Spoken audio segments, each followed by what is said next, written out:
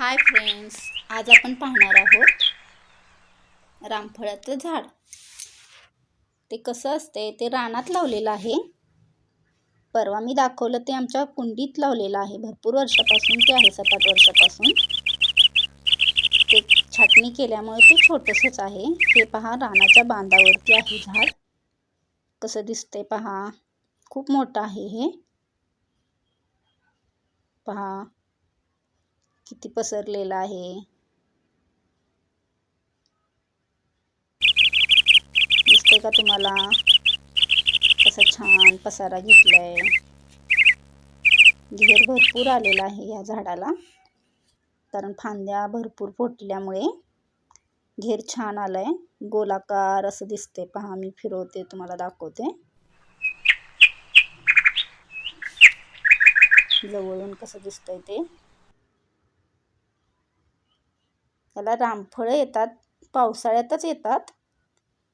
कळ्या येतात भरपूर, त्यातील एकाद दुसरंच राहतं त्याला रामफळ लागतं.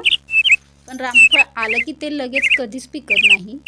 ते मार्गशीर्ष महिन्यातच पिकतं. ते कधीही येऊ देत, पण मार्गशीर्ष महिन्यातच ते पिकतं म्हणजे अगोदर दिसताना ते हिरवं असते, पण जेव्हा ते पिकायला त्याची प्रोसेस चालू होते तेव्हा ते लालसर असा कलर, त्याला पिवळसर लालसर असा कलर यायला लागतो. हळूहळू मोठं होतं आणि जरा असं लालसर होतंय तेव्हा ते पिकायला लागले असं समजायचं. मी तुम्हाला दाखवते. रामफळ खूप वरती आलेलं आहे. 2च आलेले आहे त्याला रामफळ. बाकीची सगळ्या कळ्या गळून पडलेल्या आहेत.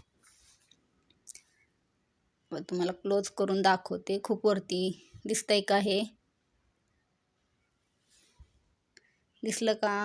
हे आत्ताशी पिकलेलं आहेच बऱ्यापैकी. लालसर असं झालेलं आहे. दिसतंय का तुम्हाला?